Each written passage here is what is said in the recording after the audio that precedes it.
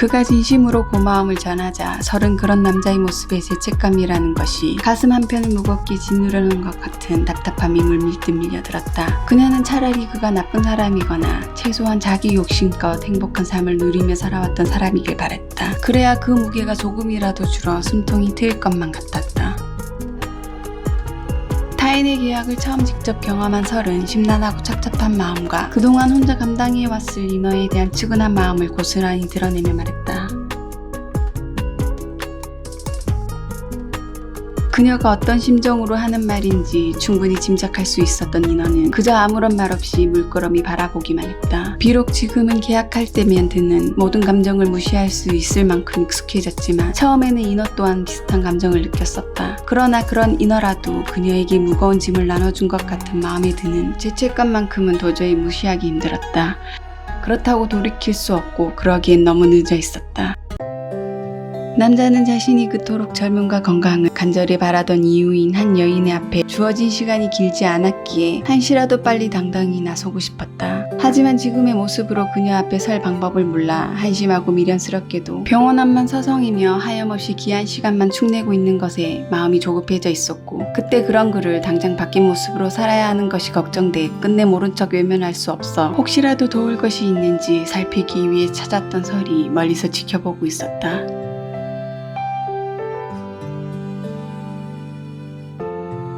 그녀는 자신과 하등 상관없는 일에 괜한 죄책감 때문에 사서 고생하고 있다는 생각이 들어 심통이 나자 애먼 인어를 원망하는 흉내를 냈다.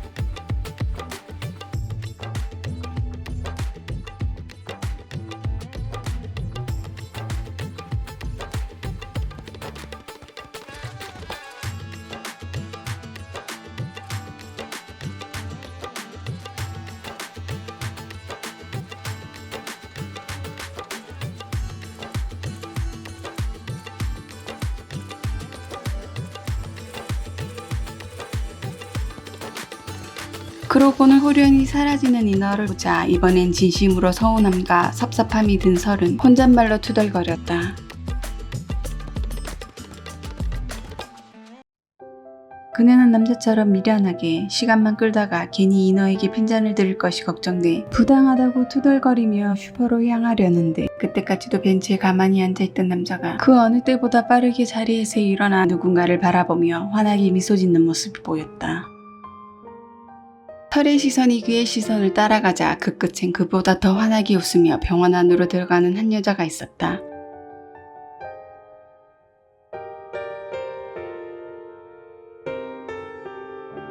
하지만 그는 끝내 여인에게 다가가지 못하고 머뭇거리다 그녀를 병원 안으로 놓치고 말았다.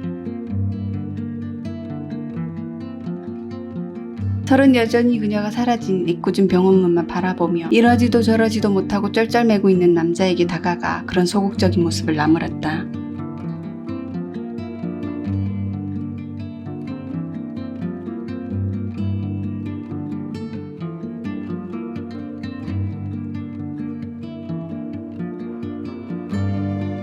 그는 그녀의 핀잔 같은 말에 더욱 소침한 모습을 보이며 한심함을 자아냈다.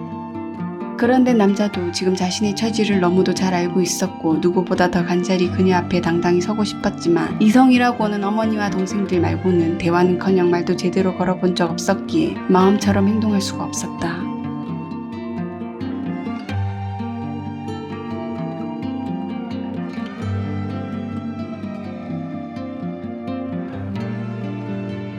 설은 자신도 모르게 악마와 인어를 닮아가는 말투에 순간 뜨끔했다.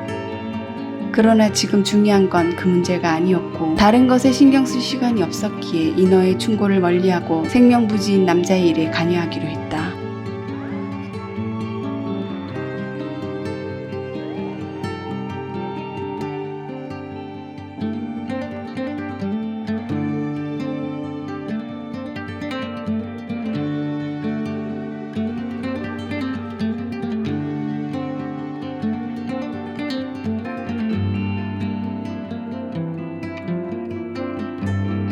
워낙 남일에 신경 쓰지 않았고 관심도 없었는데 갑자기 무슨 바람이 들어 오지랖이 발동한 건지 선뜻 도와준다고 나선 것이 스스로도 이해가 가지 않아 금세 막심한 후회가 밀려들었지만 한번 내뱉은 말을 물리는 것 또한 자존심이 용납할 수 없는 일이었기에 물릴 수도 없었다.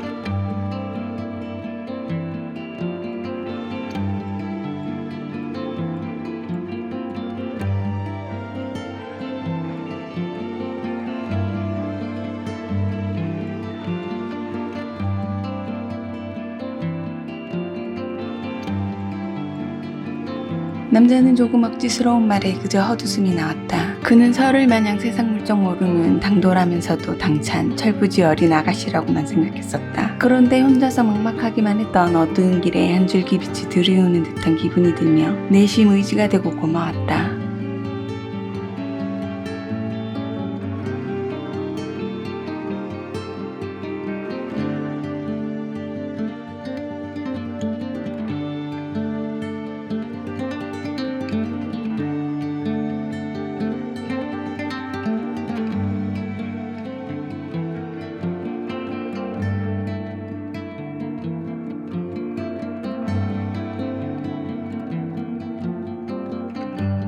그는 만약 자신이 결혼했었다면 그녀 정도의 딸이 있었을지도 모른다는 생각을 하며 일단 그녀의 생각을 가만히 들어보기로 했다.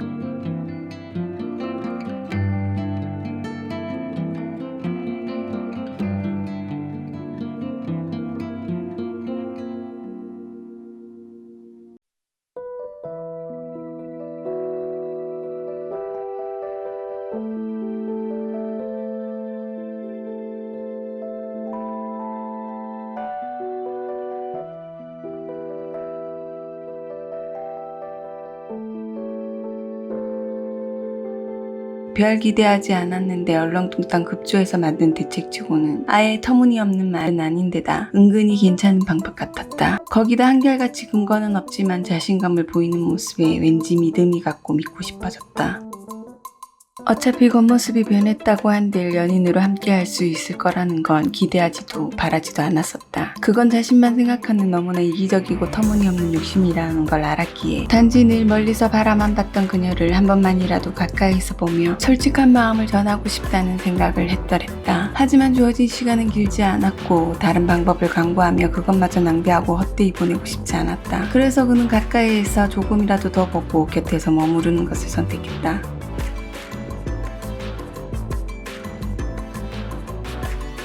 설이 병원에 입원하는 건 생각보다 쉬웠다. 그냥 무조건 아프다고 입원하겠다고 우기자 오래되어 노후된 시설로 인해 입원하려 찾는 환자가 줄어 재정이 어려운 병원 측도 알아서 헌납하겠다는데 마다할 이유 따위는 없었기에 못 이기는 척 별다른 문제 제기 없이 당일 바로 입원할 수 있도록 해주었다. 덕분에 남자는 병원을 자유롭게 돌아다니며 간호사에게 다가갈 기회를 엿볼 수 있었고 그건 예상보다 빠르고 수월하게 다가왔다. 그 병원에는 젊고 건강한 환자와 보호자는 그들이 유일했다. 보호자라고 자처하고 와서 환자의 곁에 머무르는 사람도 드문데다 들렀다가도 오래 머무르는 걸 기피하고 서둘러 가버리기 일쑤였고 특히나 젊고 건강한 사람들은 거의 없었다. 그러니 거기서 그 두 사람은 유난히 도드라져 이목을 끌었고 그 덕에 딱히 별 용모 없이도 주위의 환자들은 물론 간호사들까지 지나가는 말로 신성을 묻거나 실없는 말을 걸었다. 그녀 역시 예외는 아니었다. 그들에게 관심을 보이며 먼저 말을 걸었고 짧게나마 잦은 대화를 하게 되었다. 물론 별 의미 없는 말들이 오갔지만 남자에게만은 그 모든 시간이 너무도 특별하게 느껴지며 작은 것에도 의미를 부여하는 긴장되고 설레임이 가득한 행복한 순간들이 되어 그건 고스란히 기억 저장고에 차곡차곡 쌓여가고 있었다. 거기다 하늘이 도운 것인지 담당 간호사가 갑작스레 여인으로 바뀌며 설의 병실을 자주 드나드는 행운까지 덩달아 함께해 주었다.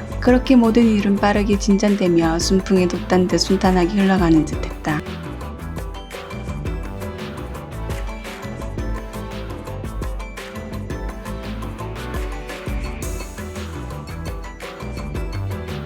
여인의 물음에 눈치 없이 답하려던 남자의 말을 설이 호들갑스레 너스레를 떨며 가로채 뒤에 이어질 말을 차단했다.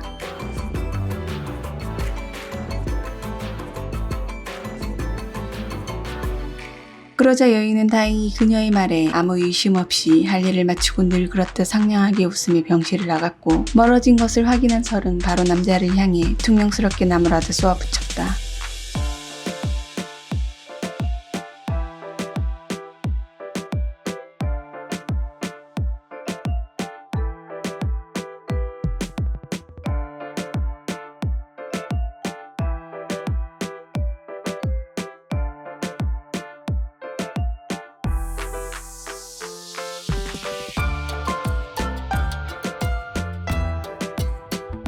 그녀는 순간 답답함에 자신도 모르게 쏘아붙여놓고 그가 다시 또 의기소침해져 한껏 기죽은 모습을 보이자 미안함에 머쓱해져 괜히 가장되고 우스꽝스럽게 말하며 나름의 위로를 건넸다.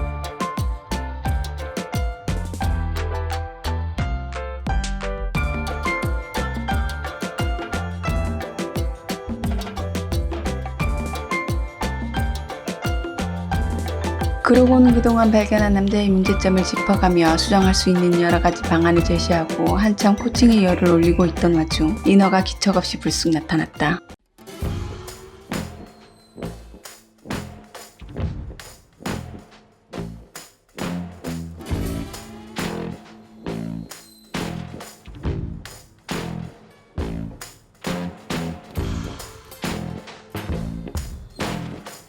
갑작스러운 인어의 등장에 설이 무척 당황하는 모습을 보이자 남자는 왠지 자신이 낄 분위기가 아닌 것 같아 눈치를 살피며 슬그머니 병실을 빠져나갔다.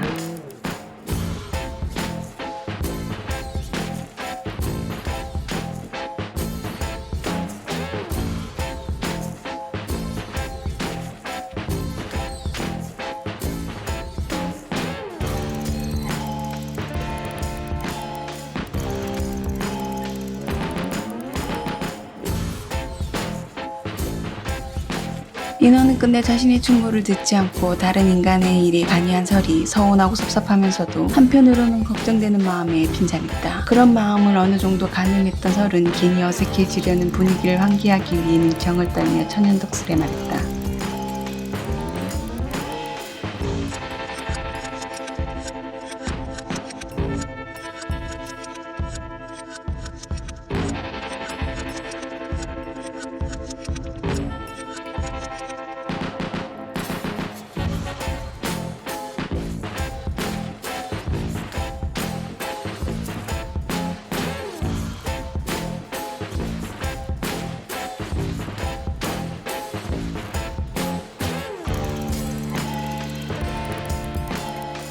인어는 묻는 말엔 전혀 답해주지 않고 의미심장한 말만 남기고 그대로 매정하게 호련히 사라져버렸다.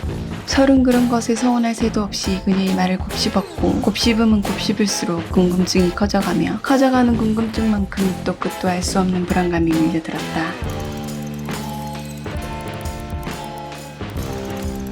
남자는 인어가 다녀가는 급격히 어두워진 설을 보며 걱정스레 물었다.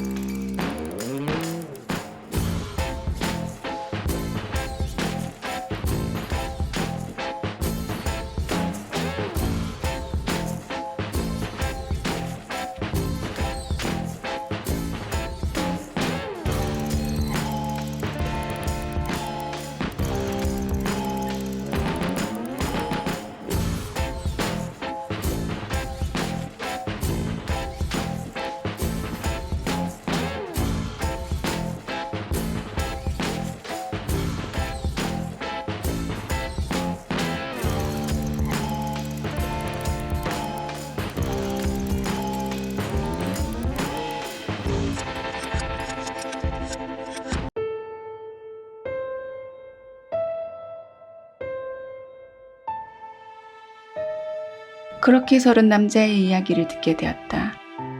그는 일남 삼녀의 장남으로 태어나 어린 시절은 개인 사업을 하던 부모님 슬하에서 부적함 없이 유복하게 자랐다. 하지만 남자가 중학교를 졸업할 무렵 번성하던 사업이 부도로 망하고 엎친 데 덮쳐 그 충격을 이기지 못한 아버지가 돌아가시며 가세는 급격히 기울었고 그 여파로 어머니마저 몸져 자리에 누우시자 집안이 번창할 땐 한참 뻔질나게 드나들던 친인척들조차 발길을 끊고 등을 돌리며 아무도 그들을 돌봐주지 않았다. 그래서 그때부터 남자는 어린 나이임에도 불구하고 졸지의 소년 가장이 되어 병든 모친과 어린 여동생들을 부양하기 위해 죽자 살자 일만 하며 악착같이 돈을 벌었다. 그 덕에 점차 형편은 나아져 안정적인 삶을 살 수 있게 되었고 어렸던 누이들도 잘 자라 좋은 대학도 가고 어느덧 각자 배우자를 만나 행복한 가정도 꾸리게 되었지만 그러는 동안 정작 본인은 대학은 문턱도 못 가보고 고등학교도 겨우 졸업했다. 그리고 결혼은커녕 제대로 된 사랑 한 번 못 해본 채 어느새 몸은 늙고 병들어 있었고 그동안 모아놓았던 정도는 병원비로 몽땅 태우며 자신보다 더 나이 들고 노쇠해진 노모에 기대어 지내왔었다. 그런데 노모마저 돌아가시니 기껏 뒷바라지하며 키우다시피 한 누이들은 빈털터리가 된 병든 오라비를 짐짝 취급하며 수소문에 찾은 작고 허름하지만 매우 저렴한 요양원에 집어넣은 후 코빼기도 비치지 않았다.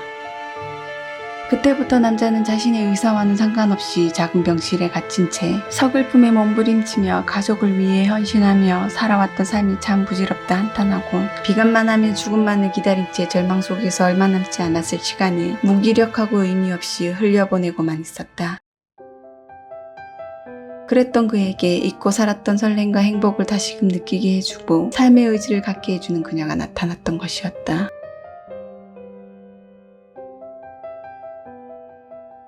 절대 가시지 않을 것 같았던 차디찬 긴 겨울이 밀려드는 봄에 쫓기듯 자취를 감추려 할 때쯤 따사로운 햇살과 함께 그보다 더 따사로운 미소를 가진 그녀가 왔고 언제나 친절하고 상냥한 모습에 흠뻑 빠져 어느 순간 마음을 빼앗겼다. 하지만 언제 올지 모르는 죽음을 기다리는 건 여전히 그의 몫이었기에 감히 젊고 건강한 아름다운 그녀를 언감생심 말 한 번 걸어보지 못하고 늘 뒤에서 바라만 보았다. 하나 사람의 욕심이란 건 안 되는 것을 뻔히 알면서도 부리고 싶은 순간이 올 때가 있는데 그에게 그 순간이 온 것이었다. 남자는 머리로는 안 되는 걸 알면서도 마음속엔 시간이 지남에 따라 점점 더 그녀와 잠시라도 함께하고 싶다는 욕심이 생기기 시작했고 어느 순간부터 살고 싶다는 생각이 들며 젊음과 건강을 간절히 소원하게 되었다. 그의 이야기를 모두 들은 설은 언젠가 그랬던 것처럼 무언가 무겁게 짓누르는 것 같이 가슴이 답답해져 옴을 느꼈다.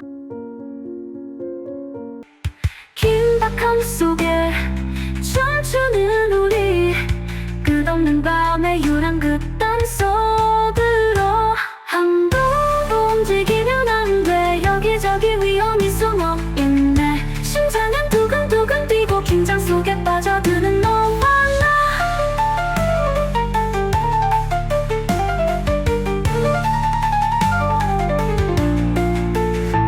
함부로 움직이면 안 돼. 여기저기 위험이 숨어 있네. 심장은 두근두근 뛰고 긴장 속에 빠져드는 너와 나.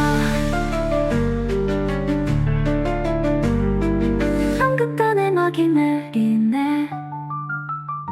아무도 벗어날 수 없는 이곳에 어둠 속으로 사라지는 발자국. 다음 희생자는 바로 너일지도.